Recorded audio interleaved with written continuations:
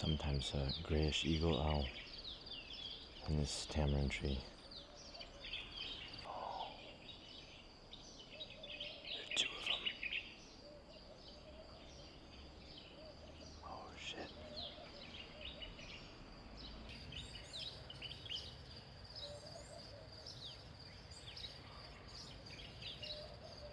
There's one.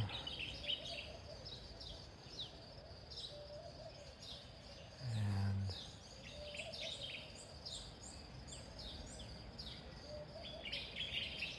there's two.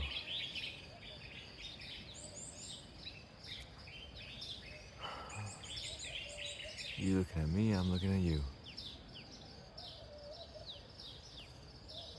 Amazing. I was wondering why there's so few birds hanging around here. It is a beautiful morning here on the Petite Côte of Senegal, and I'm about to go for a walk and check out some birds. But I just wanted to make this video to provide a quick update on my MCAS, mast cell activation syndrome situation. I mentioned in my last video about the subject that at some point I was going to stop taking the supplements I was taking to kind of see where I was at, take stock of things. The conventional wisdom on MCAS is that it is a chronic condition, and for most people it's progressive. It gets worse over time. And not wanting to believe that, always of course wanting to believe that this is a condition that is not permanent and that will go away. No one wants to hear that they're living with a condition that's chronic and progressive. I have been holding out hope that I will get better over time, particularly because in this post-COVID, and for me personally, post-benzodiazepine world, conventional wisdom often doesn't line up with reality. And this is an area that's really under-researched and honestly neglected by science and the medical community. So a lot of us are feeling our way through the dark and trying to find solutions. And you do hear stories of people that have MCAS and they've either found a cure, or they found a way that it's resolved, or they've found a way that symptoms have been mitigated to the point that they can really live their lives without it being in any way debilitating. So I had the intent of stopping the supplements at some point. I've kind of been forced to do that sooner than I wanted to because of just a supply issue. I can't get these things. I can't buy them here locally. I can't just go to a vitamin shop or a supplement store to buy quercetin. There's no Amazon-like service where I can just order it online. So I've been running out, and I have run out of certain supplements. So I said, let's give it a go. Now, I am still taking an antihistamine every day. So I'm taking 5 milligrams of ceterizine in the morning and the same in the evening. That is basically Zyrtec. I think Zyrtec is the brand name that you would find in a lot of places. So I'm still taking that, but I've stopped all of the supplements that I've been taking that I mentioned in my last video about the subject: quercetin, diamine oxidase, even vitamin C in the form of camu camu. I've stopped all of it, and it's been a week now, and I haven't really made adjustments to my diet. I've been basically eating the same foods. It's a diet that has not been, I would say, excessive in histamine, but it's also not anything like the low histamine diet I was on when I was first trying to figure out what the hell was going on with me. When a friend actually suggested to me, you should try an elimination diet and see, because what you have sounds like mast cell activation syndrome. And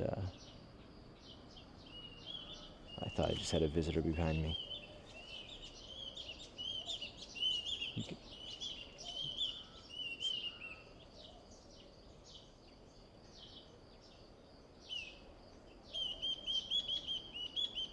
Oh, who do we have here? Excuse me for a second. Are any of you guys into birding? I've just kind of recently gotten into it, and if you heard that bird that was just flying overhead and know what it is, I don't have very good photographic or video evidence.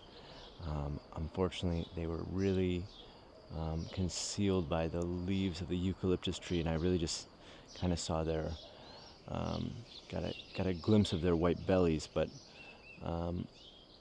anyway, the kids are about to wake up, and I need to tell you what's going on with my MCAS. It is, I don't want to get ahead of myself and say that my MCAS has been resolved or I'm cured or anything like that. I still, even last night, I had some sinus issues, some congestion, but it is nothing like what I was dealing with a year and a half ago. When I think about before I started taking the supplements and before I even tried the elimination diet, I was a mess. I mean, I can't even tell you how many COVID tests I took. My wife was wondering what the hell was wrong with me. I was dealing with the Benzo withdrawal stuff at the same time, so you can imagine having like a sinus infection and coughing and having your anxiety spiking because of the related to the MCAS, but then also having like physical symptoms like akathisia and dealing with depersonalization and derealization all at the same time. It was an absolute nightmare. I don't need to tell you that. But now, 7 days, normally I was having reactions from a histamine-rich meal. I was having reactions within 30 minutes to an hour. Now I've gone 7 days, and I'm more or less the same. I'm more or less where I was at, which is not to say I can eat and drink everything I want, and I can go out and do really intense physical exercise and overexert myself.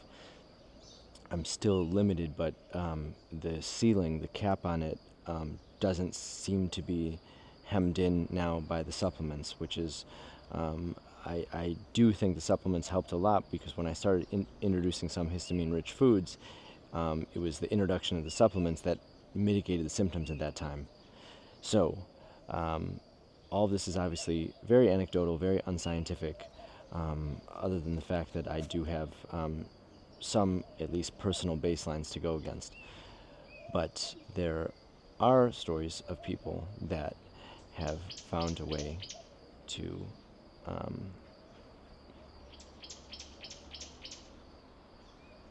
excuse me a second. Expect another update in 30 days, but long story short, incredibly encouraged by seemingly what looks like a chance to get off these supplements and be able to and still be able to function and not have MCAS be completely disrupting my life in the way that it was before. You guys have a fantastic day, and if you do know birds and you recognize that bird song, not the one that just made me walk away from the video, but the one before that, please let me know in the comments.